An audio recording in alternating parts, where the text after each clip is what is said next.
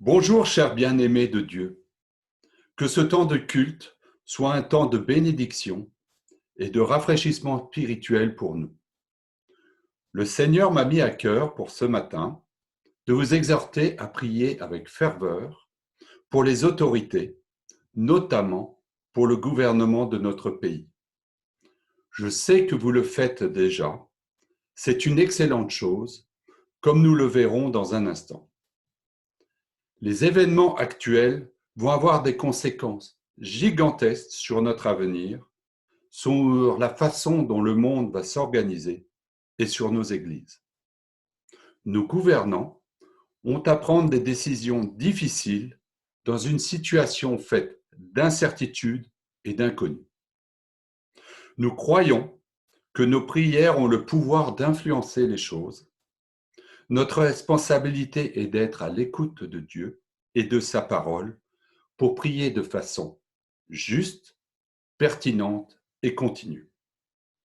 Je vous invite à lire le texte de la Bible de 1 Timothée 2, les versets 1 à 8. Mais avant cela, prions pour notre lecture.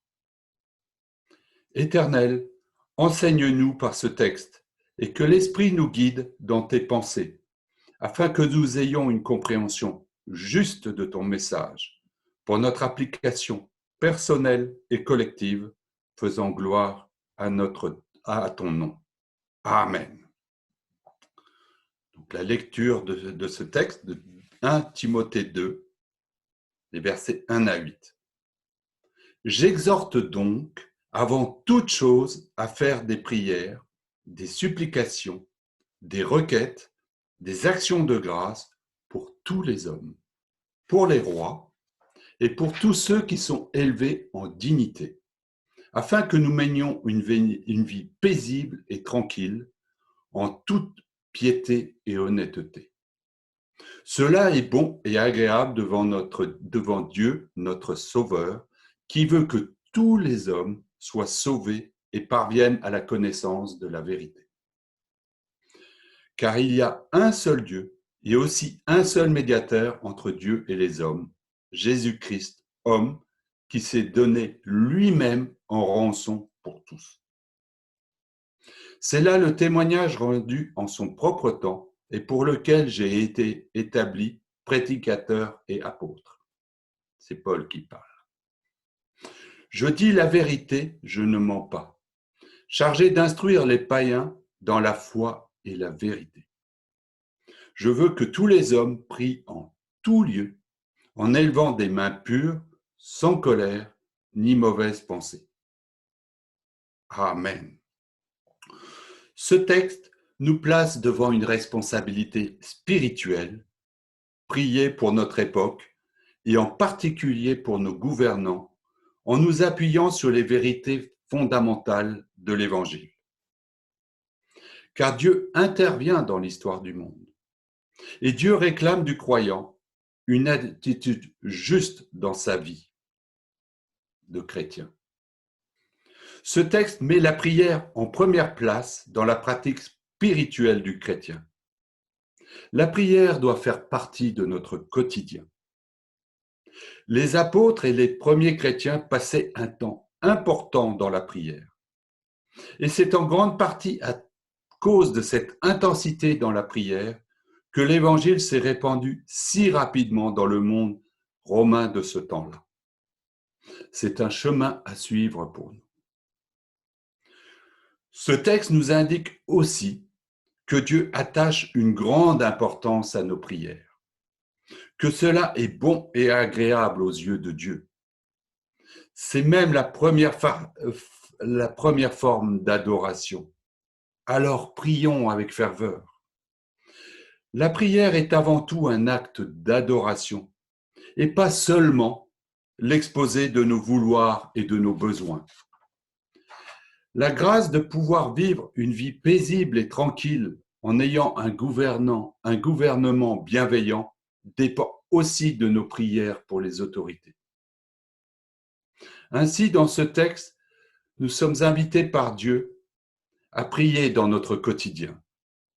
Alors faisons des prières précises, des prières pour Emmanuel Macron, notre président, pour Édouard Philippe et son gouvernement, pour les autorités sanitaires, pour les maires. Faisons des requêtes précises, que les décisions du gouvernement soient prises en toute sagesse.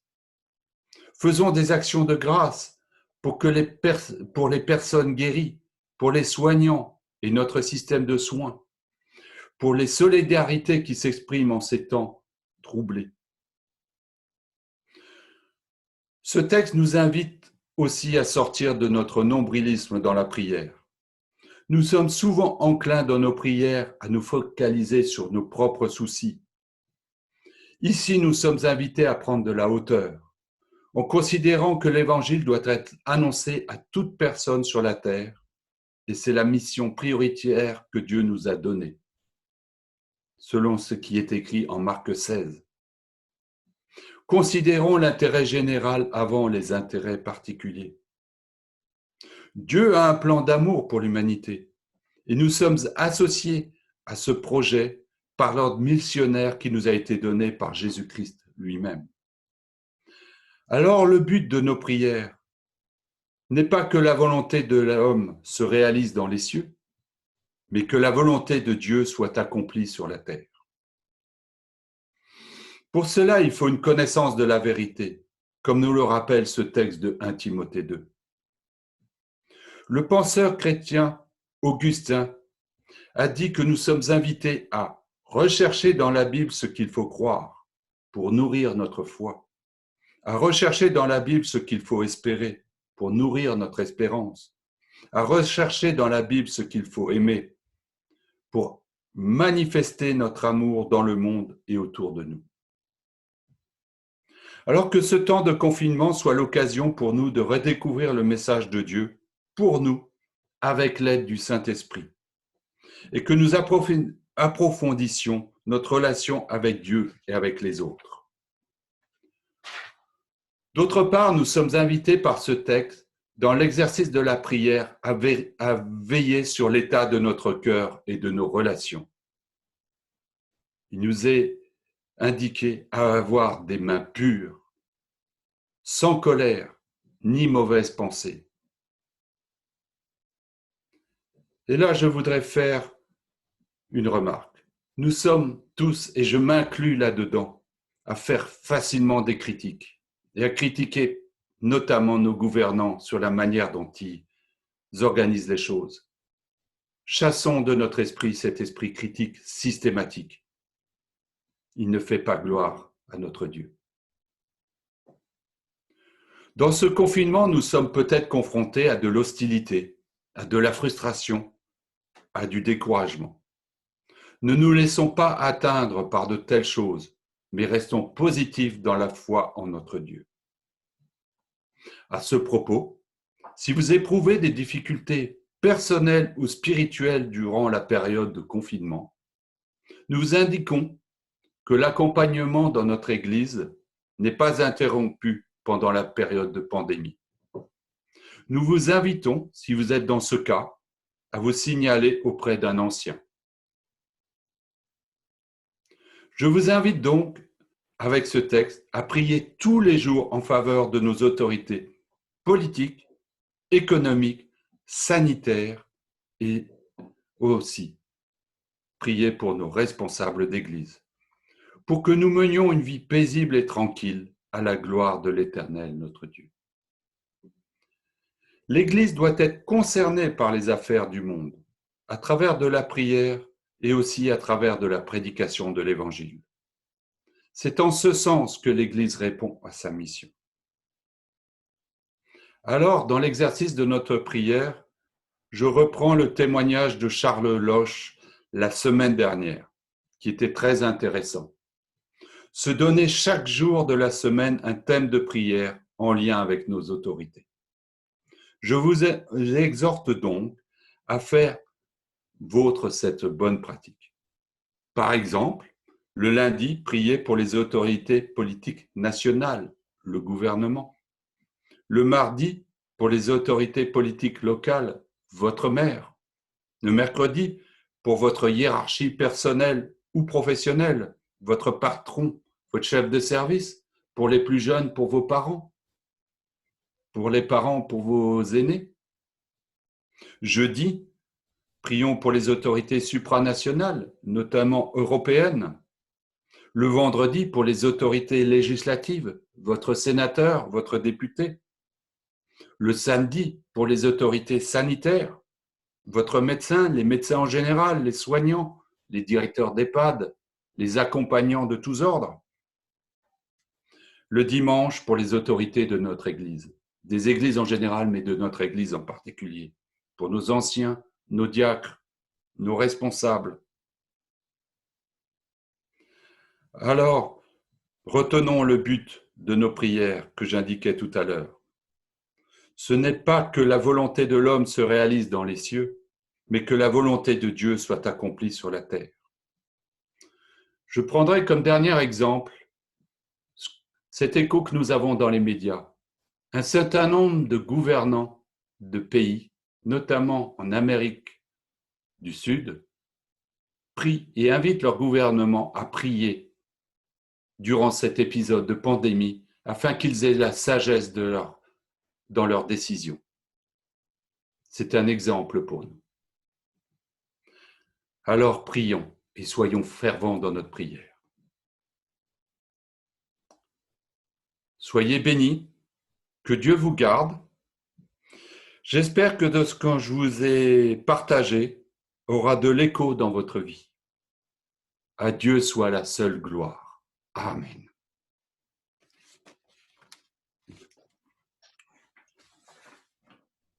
Merci Jean-Daniel pour cette méditation. Tu nous as notamment encouragés par les paroles d'Augustin à rechercher dans la Bible ce qu'il faut croire, ce qu'il faut espérer, ce qu'il faut aimer. Et nous écouterons maintenant un témoignage de mon cher Samuel Jacqui qui nous parlera de son combat quant à la lecture régulière de cette parole de Dieu, la Bible. À toi mon cher Samuel. Oui, bonjour à tous. Moi, j'essaie de prendre personnellement un temps régulier avec Dieu pour lire la Bible et prier. Et il se trouve qu'en cette période de confinement, j'avais du mal à prendre ce temps avec Dieu tous les jours. Ça se transformait plutôt en tous les 2 jours ou tous les 3 jours. Et c'était de moins en moins régulier. J'en avais parlé avec David Steinmetz durant une discussion. Je ne sais plus trop comment est-ce qu'on en est arrivé là. Et il m'a proposé de prendre un livre de la Bible chaque semaine, de le lire, et en fin de semaine de s'appeler et d'échanger là-dessus, sur ce qu'on nous remarque noté, sur comment on a vécu la semaine, qu'est-ce qu'on a pu apprendre dessus. Et c'est super enrichissant. Et ça fait maintenant plus d'un mois, un mois et demi qu'on fait ça. Et je suis super reconnaissant pour tout ce qu'on peut vivre, pour tous ces échanges. Je ne fais plus je lisais la Bible. Maintenant, je lis la Bible et j'essaye de poser des questions dessus. Pourquoi ce livre est dans la Bible? Qu'est-ce qu'on peut en retirer? Qu'est-ce qu'on apprend sur Dieu? Et en fin de semaine, on échange avec David. Oui, on apprend, on échange nos points de vue et c'est génial parce que j'ai l'impression de redécouvrir certains livres et de redécouvrir certaines questions chrétiennes et je suis super reconnaissant et je pense qu'on va essayer de continuer même après le confinement et ouais, c'est super enrichissant et je suis très reconnaissant pour ça et ça a beaucoup changé ma manière de lire la Bible et maintenant j'arrive à prendre un temps à me forcer un peu, même si je ne me force pas, mais à me motiver plutôt, c'est plus juste pour lire la Bible tous les jours. Et j'aimerais vous laisser aussi un verset que David m'a partagé et qui m'encourage dans cette lecture quotidienne. Et voilà. C'est 2 Timothée 3, versets 16 et 17.